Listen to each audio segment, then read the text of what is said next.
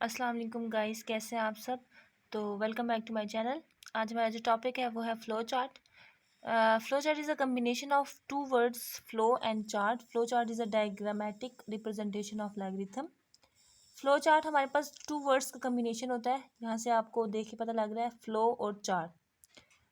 इसमें next point हमारे पास लिखा हुआ है कि flow chart is a diagrammatic representation of a logarithms, कि जो हम लॉगरिथम्स पिछले अपनी वीडियोज़ में पढ़ चुके हैं, हम उसको डायग्राम्स की वेज में, उन लॉगरिथम्स को जब हम डायग्राम की वेज में लिखते हैं तो उसको हम कहते हैं वो हमारा फ्लो चार्ट है।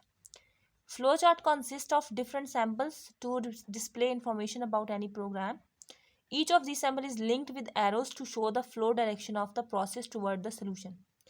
कह रहे हैं कि हमारे पास जो फ्लो चार्ट है उसके अंदर हमारे पास डिफरेंट सिम्बल्स होते हैं और उन सिंबल्स के थ्रू हमें इंफॉर्मेशन का पता लगता है। कोई भी जो हमने एल्गोरिथम लिखा है किसी भी प्रोग्राम से रिलेटेड, जब हम उसका फ्लो चार्ट बनाएंगे तो उनको हम डिफरेंट डायग्राम्स की मदद से, सिंबल्स की मदद से हम उसको शो करेंगे और उसका हर सिंबल का अपना एक मतलब होगा।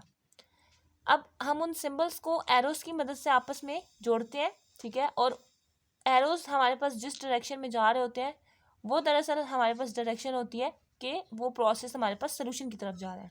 मीन्स के जो भी हमारे पास एल्गोरिथम लिखा हुआ है और हमने उन एरोज को जिस डायरेक्शन में मूव करवाया हुआ है तो उस तरफ वो सोल्यूशन की तरफ मूव कर रहे होते हैं। अब नेक्स्ट हमारे पास है कि इंपॉर्टेंस क्या है फ्लो चार्ट की किसी भी प्रॉब्लम को सॉल्व करने के लिए। Flow chart is a technique use to analyse, improve, document and manage a process और प्रोग्राम। किसी भी प्रोग्राम या प्रोसेस को मैनेज करने के लिए, उसको बेहतर करने के लिए या उसका तज्जिया एनालिसिस करने के लिए हम इस टेक्निक को यूज़ करते हैं। Flow chart are commonly use in developing business plan, designing logarithms and determining trouble shooting steps, ठीक है। फ्लो चार्ट हम किस किस जगह पे यूज़ करते हैं, मीन्स कि अगर हमने कोई बिजनेस प्लान्स वगैरह करने हो, उनको डेवलप करना हो, बनाना हो, या फिर हमने कोई भी एल्गोरिथम्स वगैरह बनाने हो, ठीक है। किसी भी प्रोग्राम के लिए हम अगर एल्गोरिथम्स लिख रहे हैं या हम किसी भी कोई भी हमारा प्रॉब्लम है और उसको हमने सॉल्व करना है तो उसके लिए हम जो कुछ स्टेप्स अगर हम ले रहे हैं या बना रहे हैं या हम बता रहे हैं तो उसको हम फ्लो चार्ट की मदद से सॉल्व करते हैं। ओके, नेक्स्ट अब इन्होंने हमें एक एग्जांपल दिया है कि लेट्स सपोज हमारे पास इन्होंने एक लॉगरिथम का फ्लो चार्ट बनाया है। जो नीचे अगर आप फिगर देखें तो लिखा हुआ है flow chart to calculate the average of 5 numbers. Mean हम 5 नंबर्स की एवरेज कैलकुलेट करने के लिए हमने एक लॉगरिथम अगर हमने बनाया है तो हम उसका फ्लो चार्ट हम कैसे बना रहे हैं। सबसे पहले स्टार्ट करेंगे, ये जो ओवल शेप के अंदर स्टार्ट लिखा हुआ है दैट्स मीन के ओवल शेप के अंदर हम अपने प्रोसेस को स्टार्ट करते हैं। जैसे हमने पीछे बात की थी कि हम फ्लो चार्ट के अंदर डिफरेंट सिंबल्स यूज़ करते हैं और हर सिंबल अपनी एक इन्फॉर्मेशन देता है। तो ओवल का मतलब ये है कि प्रोसेस हमारे पास स्टार्ट हो गया। नेक्स्ट हमारे पास ये पैरेललोग्राम है जिसके अंदर हमने कहा है कि इनपुट ABCDE मीन्स के इनपुट लेने के लिए हम पैरेललोग्राम यूज़ कर रहे हैं। देन हमारे पास ये रेक्टेंगल है जिसके अंदर हमने फार्मूला लिखा है कि total is equal to A+B+C+D+E।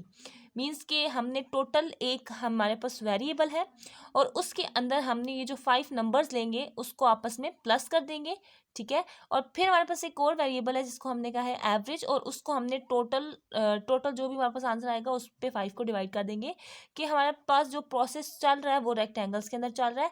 Then again हम लोग यूज़ कर रहे हैं पैरेललोग्राम जिससे हमें वो रिजल्ट हमारा डिस्प्ले कर देगा जो कि एवरेज के अंदर जो भी वैल्यू जाके स्टोर होगी वो हमें इधर डिस्प्ले कर देगा। और देन अगेन ओवल शेप जिसका मीन्स ये है कि प्रोसेस यहाँ पे हमारा एंड हो गया, जो भी लॉगरिथम था वो हमारा एंड हो गया।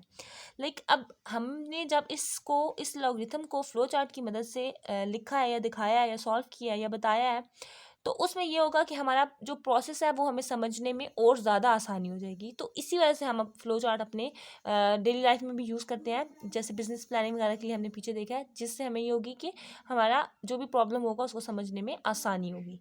ओके, नेक्स्ट हमारे पास है for solving problems flow charts are important for. अगर हम किसी प्रॉब्लम को सॉल्व कर रहे हैं तो फ्लो चार्ट हमारे लिए क्यों इंपॉर्टेंट है, उसमें सबसे पहले यह है कि it helps the viewer to understand a process, ठीक है। कि जो भी देखने वाला व्यूवर है उसको प्रॉब्लम सॉल्व करने के लिए बहुत ज़्यादा प्रोसेस को अंडरस्टैंड करने के लिए उसके लिए मदद करता है। मतलब कि कोई भी व्यूवर जब इसको देखता है तो उसको प्रोसेस समझ आ जाता है कि इसमें क्या हो रहा है, ठीक है। देन ये है कि इसमें हमें जो भी हमारी इनपुट होती है, जो हमें ज़रूरी इनपुट होती है, ठीक है, रिक्वायर्ड जो हमारी इनपुट होती है हमें वो भी शो हो जाती है और जो आउटपुट होती है वो भी हमें दिख जाती है। जैसे कि यहाँ पे डिस्प्ले एवरेज में हमें आउटपुट मिल जाती। नेक्स्ट हमारे पास है understanding of relationship among different process step, और हमें साथ में इस फ्लो चार्ट की मदद से ये भी देखने को मिल जाता है कि डिफरेंट प्रोसेसेस जो डिफरेंट इस प्रोसेस के जो डिफरेंट स्टेप्स हैं उनके दरमियान क्या रिलेशन है। नेक्स्ट हमारे पास है कि helping with decision making.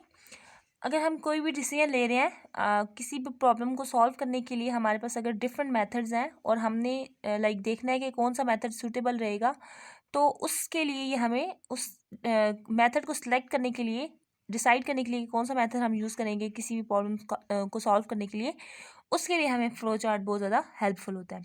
Next है जी ट्रैकिंग द प्रोसेस फ्लो, और जो भी हमारे पास प्रोसेस है वो कैसे फ्लो कर रहा है वो भी हमें बताता है flow chart. Next highlighting the important step and eliminating the unnecessary steps. Flow chart की ही मदद से हम जो मेन इंपॉर्टेंट स्टेप्स होते हैं उनको मज़ीद हाईलाइट कर सकते हैं, और जो अननेसेसरी स्टेप्स होते हैं जिनकी हमें ज़रूरत नहीं होती, या जो हम किसी भी प्रॉब्लम को सॉल्व करने के लिए उन स्टेप्स की हमें कोई ज़रूरत नहीं होती, ठीक है, तो हम उन स्टेप्स को वहाँ से निकाल भी सकते हैं, एलिमिनेट भी कर सकते हैं। नेक्स्ट हमारे पास है कि फ्लो चार्ट रिक्वायरमेंट्स, कि फ्लो चार्ट के लिए हमें क्या क्या चीज़ें रिक्वायर्ड होंगी। The flow chart developer must determine the following requirements for the given problem और algorithm before drawing a flow chart. अब अगर कोई भी डेवलपर है, कोई भी इंसान जो कि फ्लो चार्ट डेवलप कर रहा है, तो उसके लिए उसको ज़रूरी है, वो क्या क्या चीज़ें ज़रूरी हैं। तो सबसे पहले उसको अपने उस एल्गोरिथम मतलब फ्लो चार्ट ड्रा करने से पहले उसको अपने जो भी प्रॉब्लम है, ठीक है, उसको मतलब वो पता होना चाहिए कि उसका प्रॉब्लम क्या है और उसने उस प्रॉब्लम का क्या सोल्यूशन फाइंड करना है, ठीक है। तो उसको एल्गोरिथम पता होना चाहिए, या अपना कोई भी गिवन प्रॉब्लम जिसको वो सॉल्व करना चाहता है वो पता होना चाहिए, उसको एल्गोरिथम पता होना चाहिए। तो उसके बाद हम फ्लो चार्ट को ड्रॉ कर सकते हैं। इसमें जो चार मेन चीज़ें हैं उसमें यह है कि उसको सबसे पहले इनपुट नीडेड, ठीक है, processing to be completed, decision to be taken और आउटपुट टू बी प्रोवाइडेड। अब हम इसको बारी बारी देखते हैं। सबसे पहले है input needed. Input is anything which is required for processing. The flowchart developer must know what exactly the input is. कि इनपुट कोई भी ऐसी चीज़ होती है जो कि प्रोसेस करने के लिए हमें ज़रूरी है। लाइक अगर कोई इनपुट होगी ही नहीं तो हम प्रोसेस कैसे करेंगे। तो प्रोसेसिंग के लिए ज़रूरी है कि हमारे पास कुछ ना कुछ इनपुट हो जिसको दे के हम अपना प्रोसेस स्टार्ट करें। Flow chart developer must know the exactly the input is, ठीक है। तो जो फ्लो चार्ट को बनाने वाला है, डेवलपर जो है, उसको ये पता होना चाहिए, और उसको ये पता बहुत ज़रूरी होना चाहिए कि इनपुट है क्या, ठीक है। The input is determined from the problem statement. अब इनपुट ज़ाहिर बात है जो हमारा प्रॉब्लम होगा उसी से रिलेटेड ही हमें पता लगेगी कि हमारे प्रॉब्लम से रिलेटेड क्या इनपुट हो सकती है। For example if the given problem is to find the area of a circle. अब लेट्स सपोज हमारे पास एक प्रॉब्लम है कि हमने सर्कल का एरिया फाइंड करना है, ठीक है। तो अब इसके लिए इनपुट ये है कि सर्कल के एरिया के लिए हमें रेडियस चाहिए होता है, क्योंकि फार्मूला ऐसा है कि जिसमें अगर हमें एरिया फाइंड करना है तो उसके लिए हमारे पास रेडियस का होना ज़रूरी है, सही है। नेक्स्ट हमारे पास है कि processing to be completed in the flow chart the process is to solve any formula और एक्सप्रेशन और initialise any value in a variable. कहते हैं कि फ्लो चार्ट के अंदर जो प्रोसेस होता है, ठीक है, हम लाइक किसी भी प्रॉब्लम को सॉल्व करने के लिए हम जो कोई फार्मूला लिखते हैं या कोई एक्सप्रेशन लिखते हैं, तो उसके लिए हमें उस वेरिएबल को वैल्यू देनी पड़ती है। उस वेरिएबल को वैल्यू नहीं देनी पड़ती, हमें उस वेरिएबल को इनिशियलाइज कराने के लिए कोई वैल्यू देनी पड़ती है। तो ये सारा कुछ प्रोसेस में आ जाता है। The flow chart developer must decide what type of calculation is to be performed और which formula is to be applied to obtain the required result. अब जो फ्लो चार्ट बनाने वाला होता है वो ये चीज़ डिसाइड करता है कि किस तरह हम कैलकुलेशंस कर सकते हैं, या कौन सा फार्मूला यूज़ करके हम कैलकुलेशन कर सकते हैं, और हम हमारे जो हमें उस प्रॉब्लम के रिजल्ट चाहिए वो हमें बहुत ज़्यादा बेहतर तरीके से मिल सकते हैं। For example to find the area of a circle the following formula is to use. कि अब जैसे अगर हमने सर्कल का एरिया फाइंड करना है तो एक उसका ये सोल्यूशन है कि हम ये वाला फार्मूला यूज़ करेंगे, area is equal to pi r का स्क्वायर। और अब पाई की वैल्यू हमें पता है, और अगर हमें रेडियस पता होगा तो हम एरिया ऑफ सर्कल फाइंड कर सकते हैं। नेक्स्ट हमारे पास है decision to be taken in the flow chart. The decision is either taking action when the expression is true or false. For example, finding the result of a student, decision is required to be taken on percentage marks. अब कहते हैं कि हमने जब decision लेना है, like कि अब हम अगर फ्लो चार्ट बना रहे हैं तो डिसीजन हमने ये लेना है कि क्या जो एक्सप्रेशन हमने लिखा है, जो प्रोसेस करने के लिए हमने कोई भी एक्सप्रेशन या फार्मूला लिखा है, क्या वो ट्रू है या वो फॉल्स है, ठीक है। जैसे उन्होंने एग्जांपल ये दिया है कि अगर हमने स्टूडेंट का रिजल्ट फाइंड करना है, ठीक है, तो उसके लिए डिसीजन ये होगा कि अगर उसके परसेंटेज में इतने मार्क्स होंगे तो हम उस रिजल्ट को पास करार देंगे, और अगर उससे कम होंगे तो हम उसको अदरवाइज फेल कर देंगे। तो अब ये डिसीजन ले रहे हैं हम यहाँ पे कि हमने उस चीज़ को कैसे, हमने जो ऊपर एक्सप्रेशन दिया है उसका हमने डिसीजन लेना है कि आया कि हम उसको किस तरह लेंगे, लाइक उसको हमने पास करेंगे या हम उसको फेल करेंगे, जैसे यहाँ पे एग्जांपल में था। नेक्स्ट हमारे पास है output to be provided. Output is the result, the flow chart must provide the required output in the end, for example area result etcetera.